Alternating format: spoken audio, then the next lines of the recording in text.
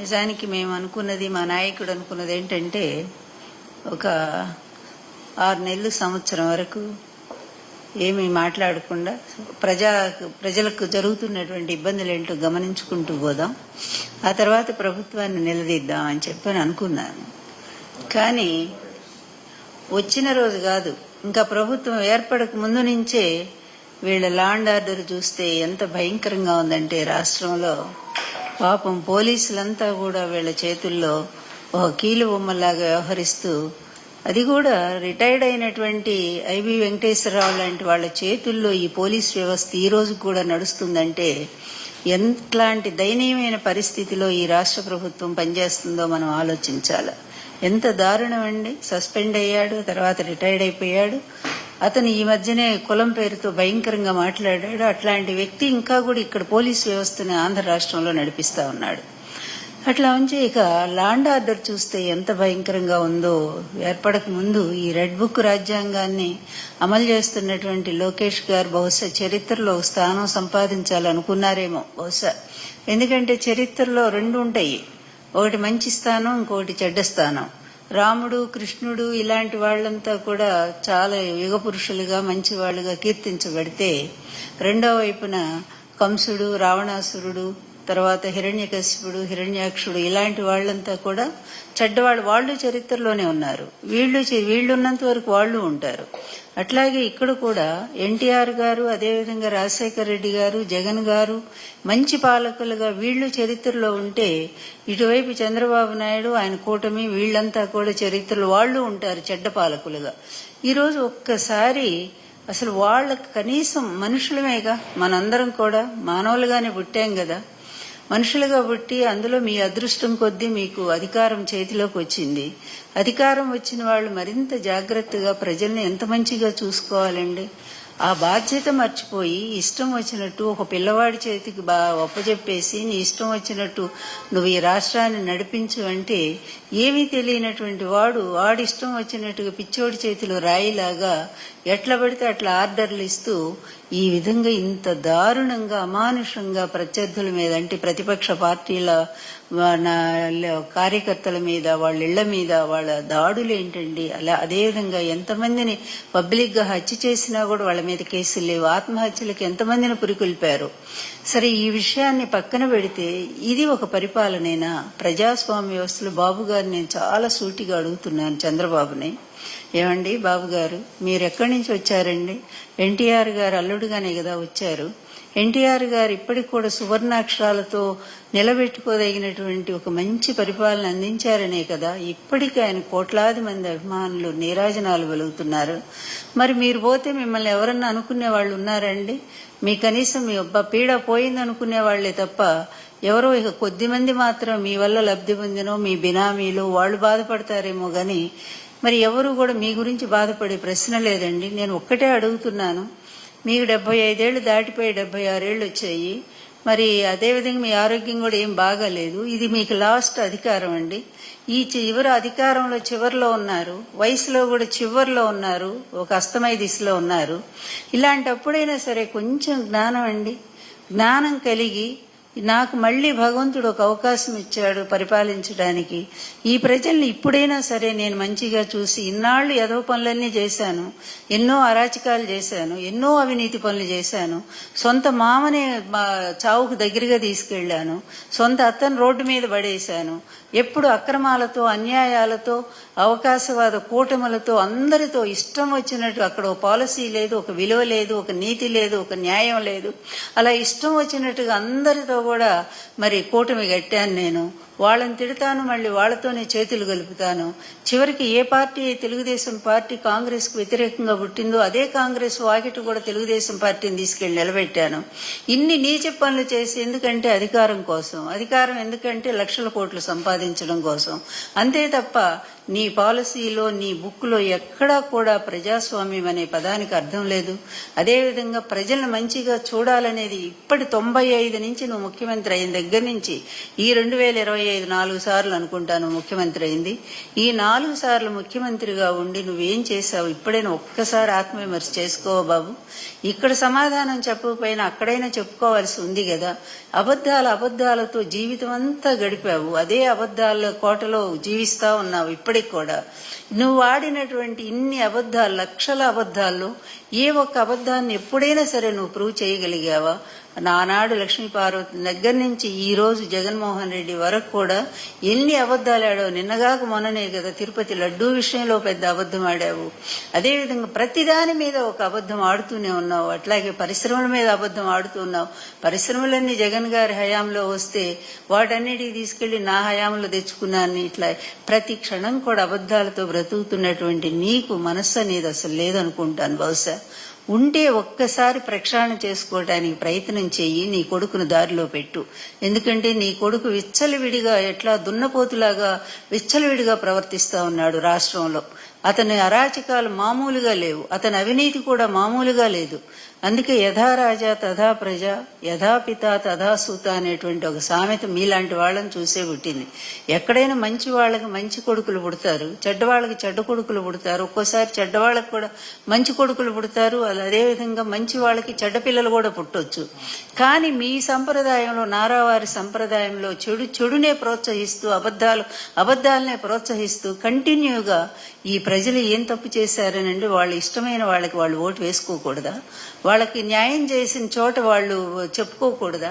అలాంటి వాళ్ళ మీద ఇంత కక్ష సాధింపు చేస్తా ఉన్నాడే నీ కొడుకు. ఇప్పుడైనా నువ్వు నియంత్రించవా? రెడ్ బుక్ రాజ్యాంగం ఏంటయ్యా? ఇది ప్రజాస్వామ్య వ్యవస్థ లేకపోతే నారావారి వ్యవస్థ? దీనికి సమాధానం చెప్పండి. ఇదేమన్నా ఆటోక్రసీ అనుకున్నారా, డెమోక్రసీ అనుకున్నారా? ఆటోక్రసీలో అప్పుడు కూడా రాజులు చక్కగా ప్రజా పరిపాలన బాగా చేసేవాళ్ళు. రావణుడు రాక్షసుడు అయినప్పటికీ కూడా, అతనిలో కొన్ని బలహీనతలు ఉన్నప్పటికీ కూడా అతను మరి ప్రజలు మాత్రం ఎంతో బాగా చూశారు. రావణుడు లంకలో ఉండేటువంటి తన ప్రజల్ని ఎప్పుడు నిత్యం కూడా ఆనందంగా ఉండేట్టు చేశాడట. కానీ మీరు వచ్చి ఏం చేస్తున్నారయ్యా? ముఖ్యంగా ఆడవాళ్ళు ఈ దేశంలో ఈ సనాతన సాంప్రదాయంలో ఆడవాళ్ళకి ఎంత గౌరవం ఇచ్చారో అది చదువుకున్న వాళ్ళకి అర్థమవుతుంది. మీరు అది చదువుకున్నారో లేదో తెలియదు. కానీ మీ కూటమిలోనే ఒక సనాతనవాది ఉన్నారు కదా, లక్షల పుస్తకాలు చదివిన వారికైనా తెలిసే ఉంటుంది కదా. ఏమండి, ఎత్ర నార్యస్తు పూజ్యంతే రమంతే తత్రావై దేవాహ అని చెప్పి మనం చదువుకున్నాం కదా. అలాంటి సూక్తులన్నీ ఏమైపోయినాయండి? గృహిణీ గృహముచ్యతే. మీ ప్రభుత్వం వచ్చిన దగ్గర నుంచి ముచ్చుమురు దగ్గర చిన్న బాలిక శవం కూడా ఇప్పటి వరకు కూడా కనపడలేదు. ఇప్పటి వరకు 300 అత్యాచారాలండి ఆడపిల్లల మీద. జగన్మోహన్ రెడ్డి గారి హయాంలో ఇచ్చినటువంటి దిశ చట్టం ఎటుపోయిందండి? ఆ రోజు ఒక్కళ్ళకి జరిగినందుకు, అదేవిధంగా పక్క రాష్ట్రంలో జరిగితే ఎక్కడో మరి నిర్భయ అనుకుంటాను, అక్కడ జరిగితే ఇక్కడ స్పందించి ముఖ్యమంత్రి గారైన జగన్మోహన్ రెడ్డి గారు దిశా చట్టాన్ని తీసుకొచ్చి అది సెంట్రల్ గవర్నమెంట్ కూడా పంపిస్తే వాళ్ళు ఇంకా యాక్సెప్ట్ చేయలేదనుకోండి. అయినా సరే దిశ యాప్ ద్వారా కోట్లాది మంది ఆడపిల్లల్ని మరి అది డౌన్లోడ్ చేసుకునేటట్టుగా, తర్వాత దిశ పోలీస్ స్టేషన్లు తీసుకొచ్చి ఎక్కడికక్కడ మహిళలకు రక్షణ కల్పించి, ఎప్పుడైనా సరే మహిళల మీద ఇంత అన్యాయం జగన్మోహన్ రెడ్డి గారి హయాంలో జరిగిందండి? సిగ్గుపడరా అండి? మీ గవర్నమెంట్ లో ఇలాంటివి జరుగుతున్నాయంటే అది ఎవరికండి మచ్చ? మీకే కదా.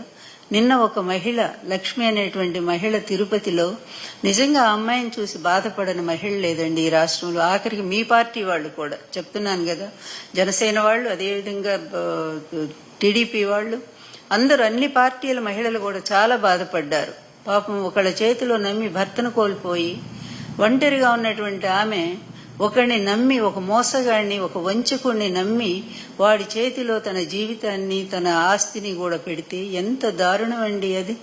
ఆమెకు న్యాయం చేయకపోగా తిరిగి ఆమె మీద లేని ఎక్కడో కేసు తీసుకొచ్చి పెట్టి, ఇక్కడ కాదు అప్పటికప్పుడే రాజస్థాన్ నుంచి పోలీసులు వచ్చేస్తారండి. ఇక్కడేమో మరి ఇన్ని అత్యాచారాలు చేసి, ఇన్ని అన్యాయాలు చేసి, ఆడపిల్లకి అన్యాయం చేసిన వాడు రోడ్డు మీద బ్రహ్మాండంగా తిరుగుతా ఉన్నాడు. వాడేమో నిరపరాధా? అతను ఏ తప్పు చేయలేదా? పాప మా అమ్మాయే తప్పు చేసిందా? ఇదే అండి మీ రాజ్యాంగం? ఇదేనా అండి ప్రజాస్వామ్య వ్యవస్థ? ఏం బాబు గారు, మిమ్మల్ని అడుగుతున్నానండి నేను. ఎందుకంటే మిగిలిన వాళ్ళంతా మీ క్రింద వాళ్ళు. వాళ్ళు మీరేం చెప్తే అదే వినేటువంటి వాళ్ళు. మొత్తం ఆ అధికారం మీరు కదండి. ఆంధ్ర రాష్ట్రం అంతా మీ పాలన మీ చేతిలో ఉంది. అట్లాంటిది మీరు ఆర్డర్ ఇస్తే నిమిషాల్లో అక్కడ న్యాయం జరుగుతుందండి. అట్లాంటిది ఎందుకు సైలెంట్ ఉన్నారండి? ఇట్లాంటివి ఏదైనా మనకు సంబంధించిన మన బంధువులు ఎవరికైనా జరిగితే మనం భరించగలమండి? అసలు ఎంత బాధ కలుగుతుంది ఆలోచించండి బాబు గారు. మీ కొడుకేమో ఆ విధంగా ప్రవర్తిస్తాడు, మీరు చూస్తేనేమో ఈ విధంగా వెనకేసుకొస్తారు. ఇంకెట్లాగండి ఈ రాష్ట్రం ఏమైపోతుంది? కంచే చేను వేసినట్టుగా. కాపు ఏం చేస్తాడు? కాపాడవలసినటువంటి రక్షణ వ్యవస్థ ఈ విధంగా భక్షించే విధంగా తయారైపోతే ఆడపిల్లలకి న్యాయం ఎప్పుడు జరుగుతుందండి? ఆడపిల్లలే కాదు, ఈ రాష్ట్రంలో ప్రతి వర్గం కూడా మీ వల్ల ఎంత నష్టపోతున్నారో దయచేసి ఆలోచించండి. మీరు రైతులు, నిన్న మిర్చి రైతులు కూడా రోడ్డు మీదకి వచ్చి ఎంత ఏడుస్తున్నారండి. వాళ్ళకి మద్దతు ధర లేదండి. కనీస ధర కూడా నువ్వు ప్రకటించకుండా వెళ్లకుండా ఊరుకున్నావే. అదేవిధంగా మిగిలినటువంటి అన్ని రంగాల్లో సరే మీరు హామీలు ఇచ్చారు. హామీలు ఇప్పుడు కాదు, 95 నుంచి నిన్ననే చూశానండి నేను.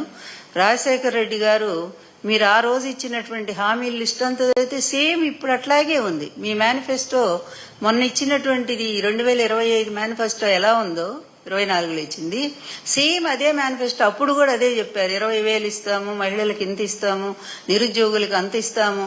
సేమ్ లిస్టు మీరు కంటిన్యూ చదువుతూనే ఉన్నారు. అమల్లో మాత్రం ఒక్కసారి కూడా రాలేదు.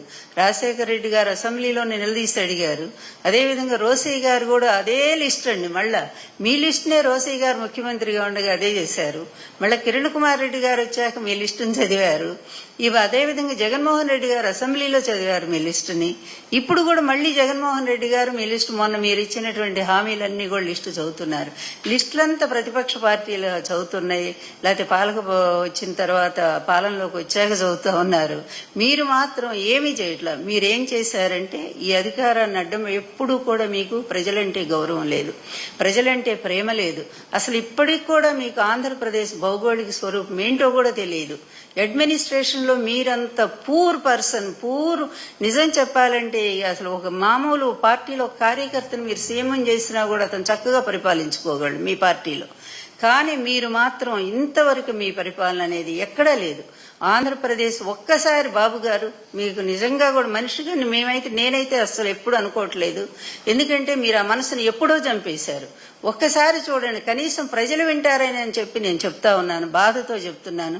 జగన్మోహన్ రెడ్డి గారి హయాంలో ఆంధ్రప్రదేశ్ అభివృద్ధి లేదని, 14 లక్షల కోట్ల అప్పులని ఇష్టం వచ్చినట్టు మాట్లాడి ఎన్ని అవ్వండాలి. మిమ్మల్ని బ్రతికిస్తుంది ఆ ఎల్లో మీడియానే కదండి. మీ వల్ల వాళ్ళు బతుకుతున్నారు, వాళ్ళ వల్ల మీరు బతుకుతున్నారు. ఈ ఎల్లో మీడియాను విచ్చలవిడిగా ప్రజల్లో పంపించి అమాయకులైన ప్రజలనేమో నమ్మేటట్టు చేసి మోసపోయేటట్టు చేస్తా ఉన్నారు. ఏమండి, ఇది చివరి దశ వచ్చింది ఆ ఎల్లో మీడియాకి. మీకు కూడా చెప్తా ఉన్నాను, ఎందుకంటే ఎన్నాళ్ళు అబద్దాలు పరిపాలన చేస్తాయండి. ఈ రోజు మీరు చెప్పండి, జగన్ గారి పరిపాలన రాష్ట్రం ఎంత ముందుకు దూసుకుపోయింది. జీఎస్టీ కట్టడంలో రాష్ట్రం భారతదేశంలో నంబర్ 1. 2 ఏళ్లు కరోనా ఉన్నా కూడా జగన్మోహన్ రెడ్డి గారు ప్రజల్ని ఎంత బాగా చూసుకున్నారండి. అదే కరోనా మీకు వస్తే మీరు చూస్తారా? మొన్న మీరేమన్నారు, ఇచ్చిన హామీలు ఇది నా వల్ల కాదని చేతులు ఎత్తేశారు. మీరే హామీలు ఇచ్చారు? 14 లక్షల కోట్లు అప్పులు చేసింది జగన్మోహన్ రెడ్డి ప్రభుత్వం అని చెప్పారు. మరి అది అప్పుడు అంత చేశారని చెప్తూనే మరో ప్రక్క అన్ని హామీలు ఇచ్చారు. రాగానే ఇదిగో ఇన్ని అప్పులు ఉన్నాయి కనుక నేను ఏమండి, మనిషి అన్న తర్వాత మనిషి అయి పుట్టాక ఒక్కసారి కాకపోతే ఒక్కసారైనా మాట మీద నిలబడాలి బాబు గారు. మాట మీద నిలబడాలండి. ఎన్టీఆర్కి ఎందుకండి అంత పేరు? మాట కోసం నిలబడ్డ మహామనిషి. వైఎస్ఆర్ గారికి ఎందుకండి అంత పేరు? మాట కోసం నిలబడ్డ మనిషి. జగన్ గారికి ఎందుకండి అంత పేరు? మాట కోసం నిలబడ్డ మనుషులు గనక. ఇదే రాజకీయం కాదండి, చాలా పొరపాటు. చాలా మంది మిమ్మల్ని సమర్థిస్తారు, ఆయన గొప్ప రాజకీయవేత్త అండి. ఇది గొప్ప రాజకీయం అండి? ఇంత తుచ్చ రాజకీయం, పనికిమాలిన రాజకీయం అండి ఇది. అసలు ఇది బ్రోకరిజం చేసే రాజకీయం తప్ప ఇది ఒక రాజకీయం అండి? ప్రతి ఒక్కళ్ళ దగ్గర సాగిల పడేది రాజకీయం అవుతుందండి? ప్రతి ఒక్కడికి సలాం కొట్టేది రాజకీయం అవుతుందా?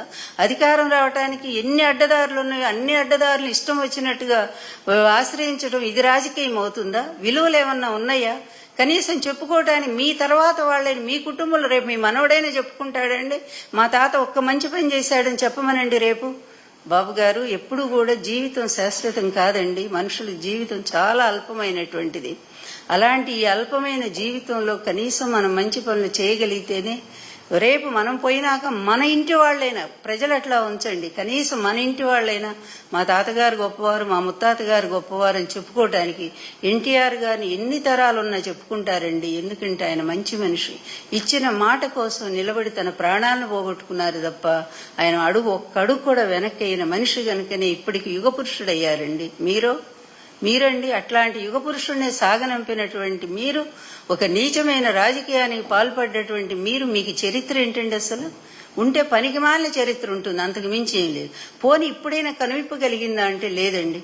ఒక్కసారి ఆడపిల్లల కన్నీళ్లు తుడవండి, అది చేత కాదులే, మీకెట్లాగూ చేత కాదు. ఎందుకంటే ఎంతసేపు ఉన్నా సరే మీ పార్టీలో లేకపోతే మీ కూటమి పార్టీలో ఉండే దొంగల్ని, దోపిడీగాళ్ళని, అదేవిధంగా రేపిస్టుల్ని, వీళ్ళందరినీ కూడా మీరు ఎంకరేజ్ చేసుకుంటూ ఇదే నిజమైనటువంటి నా పరిపాలన, ఇదే నా మార్పు రాజకీయం అనుకొని మీరు బతుకుతూ ఉన్నారు గనక దాని నుంచి ఒక్క అడుగు కూడా మీరు యువతలకి రాలేరు గనక ఈ ఆడపిల్లల కన్నీళ్లు మీకు కనిపించవండి. There is no civilization can survive itself in believes women's independent. ఎవరన్నారండి ఈ మాట? మీకు తెలియదు. గాంధీ గారు లేకపోతే రామ్ మనోహర్ లోహియా గారు అన్నారండి ఈ మాట. ఏ రాజ్యంలోనైనా స్త్రీలు ఏడుస్తూ ఉంటే, వాళ్ళకి సరైనటువంటి స్వేచ్ఛని ఇవ్వకపోతే, ఇండిపెండెంట్ అంటే స్వేచ్ఛ, వాళ్ళకి సరైనటువంటి ఆధారం కల్పించకపోతే ఆ రాష్ట్రం గాని ఆ పాలకులు గాని సర్వనాశనం అయిపోతారు. అక్కడ నాగరికత అనేది అభివృద్ధి చెందదు. నేను చెప్పిన మాట కాదండి. అందువల్ల ఇప్పటికైనా మీరు ఎందుకు ఇన్నిసార్లు చెప్పడం అంటే, నేనేం కుటుంబ పెద్దగా చెప్పట్లేదండి. ఇక్కడ కేవలం బాధితుల్లో ఒకరిగా నేను చెప్తున్నాను. బాధితుల కన్నీళ్లు చూస్తూ ఆవేదనతో మాట్లాడుతున్నాను, బాధతో మాట్లాడుతున్నానండి. ఎవరికైనా చెప్పండి, ఇది న్యాయమేనేమో. మీరు చేస్తుంది ఎంతసేపు ఉన్న ప్రతిపక్ష నేత జగన్ మీద అబద్దాల మీద అబద్దాలు, అబద్దాల మీద అబద్దాలు, మీ పచ్చ మీడియా మీ టైం అంతా కూడా వృధా చేస్తున్నారు కదండి. మీరిచ్చిన హామీలను పక్కదారి పట్టించడం కోసం, వాటిని ప్రజలు గుర్తు చేయకుండా ఉండటం కోసం ఏదో ఒక డైవర్షన్ పాలిటిక్స్, ఎప్పటికప్పుడు ఏదో ఒక క్రియేషన్, దాన్ని తీసుకురావటం, దీన్ని పక్కదారి పట్టించడం. ఏమండి ఇది ఎన్నాళ్ళు ఈ డైవర్షన్ పాలిటిక్స్? ప్రజలకు అర్థం కాలేదనుకున్నారా? మీకు నిజంగా ధైర్యం ఉంటే, మీ పాలన మీద మీకు నమ్మకం ఉంటే, ఇప్పుడు రద్దు చేసి అసెంబ్లీ మీరు ఎలక్షన్స్ రండి, చూద్దాము. కనీసం ఒక్క సీటు మీరు ఎవరినైనా చెయ్యండి, చూద్దాం. ఇప్పుడేంటో మా పార్టీ ఏంటో, మీరేంటో మనం కూడా చూద్దాం ఒకసారి. జగన్ గారి కెపాసిటీ ఏంటో, ప్రజల యొక్క అభిమానం ఏంటో ఒక్కసారి చూద్దురుగోని అలా ప్రజాభిమానాన్ని సంపాదించుకోవాలి. కానీ ఇదేంటండి 1,50,000 కోట్లు 8 నెలల్లో మీరు వచ్చిన తర్వాత సాధించిన సంపద ఏంటంటే, ఈ రాష్ట్ర సంపదను చాలా గొప్పగా నేను పెంచుతాను, అందువలన అప్పులున్నా పర్వాలేదు, సంపద పెంచి ప్రజలకు నేను ఇచ్చిన హామీలు నెరవేరుస్తానన్నారు కదా. మీరు సాధించిన సంపద ఏంటంటే 1,50,000 కోట్లు. ఏమండి హామీలైతే ఈ 6 ఫార్ములా ఏదో ఒక్కటి కూడా అమలు కాలేదు. మరి ఈ డబ్బంతా ఎటుపోయిందండి బాబు గారు? మీ సొంత ఖజానాకు పోయిందా? లాస్ట్ టైం కూడా మేమన్నమాట కాదు కదా, బీజేపీ నాయకులే అన్నారు కదా, 1,20,000 కోట్ల రూపాయలు అసలు ఏమైందో అర్థం కావట్లేదు, లెక్కల్లోకి రాలేదని చెప్పి పార్లమెంట్లో దీని మీద చర్చ జరిగిందండి, మీ మీదే. మరి ఇదే ఇప్పుడు కూడా అంతే, 1,50,000 కోట్లు మళ్ళీ ఎక్కడికి పంపించారండి? అది కూడా మరి మీరు చెప్పాలిగా. రాగానే శ్వేతపత్రాలన్నీ ఏదో తెల్ల కాగితాలు ఉన్నాయని చెప్పి దాని మీద సంతకం పెట్టి విడుదల చేశారు కదా. ఇప్పుడు ఈ 1,50,000 కోట్లు ఏం ఖర్చు పెట్టారో ఒక్కసారి విడుదల చేయండి, చూద్దాము. పాపం చాలా నిజాయితీ పరులు కదా, మీకు మీరు అనుకుంటారు కదా. అదేవిధంగా మద్యం అండి, ఏమండి మానవత్వం ఉండే ఎవరైనా సరేనండి, ఈ విధంగా ప్రజల్ని పూర్తిగా మత్తులోకి నెట్టి వాళ్ళ కుటుంబ వ్యవస్థను నాశనం చేసి వాళ్ళ జీవితాల్ని నాశనం చేసే విధంగా ఏ పాలకుడైనా ఎప్పుడైనా పరిపాలించాడండి? మొట్టమొదట అంగుటూరి ప్రకాశం పంతులు గారు ఈ రాష్ట్రాన్ని మద్యపాన నిషేధం అమలు జరిపి చరిత్ర సృష్టించాడు మహానుభావుడు. తర్వాత నందమూరి తారక రామారావు గారు మద్యపాన నిషేధం అమలు జరిపి ఆయన కూడా మహిళలకి ఎంతో మేలు చేసిన వ్యక్తి అయ్యారు. జగన్ గారి గవర్నమెంట్ లో దానికి ఒక నియంత్రణ తీసుకొచ్చి ప్రభుత్వమే అమ్మిస్తూ పేద వర్గాలకు అన్యాయం జరగకుండా ఇష్టం వచ్చినట్టుగా మద్యం వ్యాపారాలు లేకుండా, చీప్ లిక్కర్ అస్సలు లేకుండా బ్యాన్ చేసి, నువ్వేమంటావయ్యా మొన్న అంటున్నావు చీప్ లిక్కర్ ఎక్కడుందో చెప్పు, తాట తీస్తావు. ఎవరు తాట తీస్తావు? ముందు నీ తాట నువ్వు తీసుకోవాలా. ఎందుకంటే ఇష్టం వచ్చిన డోర్ డెలివరీ, ఇళ్లలో కూడా చీప్ లిక్కర్ పెట్టి అమ్మేటువంటి పరిస్థితి వచ్చింది. ఇక బియ్యం పంపిణీ అయితే చౌక రూపాయలు పోయినాయి, అవి కూడా తెలుగుదేశం ఆఫీసుల్లో పెట్టి ఇస్తా ఉన్నారు. అంటే తెలుగుదేశం కార్యకర్తలే మనుషులు తప్పి మిగిలిన వాళ్ళు ఎవరూ కాదనేటువంటి పరిస్థితిలో ఇంత పాక్షికమైనటువంటి ఇటువంటి పక్షపాత ధోరణితో ఉండేటువంటి పాలకులు గత చరిత్రలో ఎప్పుడూ రాలేదు బాబు గారు. ఒక్క మీ హయాంలోనే మీరు మీ కొడుకు కలిసి ఒక కక్షపూరిత రాజకీయాన్ని చేస్తూ, సరే ఎలా ఇప్పుడు ప్రతిపక్షం మీద మీరు ఎంత కక్షపూరిత రాజకీయం చేసినా మీరు కనీసం ఈ మహిళల గౌరవాన్ని కాపాడండి, ఈ అత్యాచారాలను ఆపండి, మళ్ళా దిశ యాప్ని మళ్ళా కూడా డెవలప్ చేయండి, దయచేసి మహిళల్ని కాపాడండి. ముందు ఆ పిల్ల ఏం చేసిందండి, లక్ష్మి తనకు జరిగిన అన్యాయాన్ని ధైర్యంగా చెప్పుకుందా నేనా? వెంటనే అప్పటికప్పుడే రాజస్థాన్ నుంచి పోలీసులు ఎట్టొస్తారండి, ఆ కేసు ఎప్పుడుదో అతని వల్లే జరిగిందని కూడా అంటున్నారు. అసలు మంచి చెడు లేదా? ఈ అమ్మాయి పెట్టిన కేసుకి అతన్నేం అరెస్ట్ చేయరా అండి? దోషేమో తిరుగుతా ఉన్నాడు. ఇదే మీ పరిపాలన? అంటే మీ పరిపాలనలో ఈ రేపిస్టులు, దొంగలు, ఆడవాళ్ళని దోచుకునే వెధవలంతా కూడానేమో దర్జాగతి కాలరెత్తుకొని తిరుగుతారా? మంచి వాళ్ళకి ఏమి అవకాశం లేదా అండి? దానికోసం ఎంతమంది, చివరికి ఎవరు ఆమె బాంబే నుంచి వచ్చిన నటి జత్వాని, ఆమె కోసం ఎంత మంచి ఆఫీసర్స్ అందరిని పంపించారు. ఆఖరికి ఓ మంచి పారిశ్రామికవేత్త ఆ పరిశ్రమను పంపించేశారు రాష్ట్రంలో నుంచి. మరి ఆ లేడీ పట్ల ఉండేటువంటి పాపం మీకున్న సానుభూతి, గౌరవం ఈ అమ్మాయి లక్ష్మి పట్ల మీకు లేదా అండి? ఇక్కడికి వచ్చేసరికి ఒక న్యాయం, అక్కడికి వచ్చేసరికి ఒక న్యాయమా?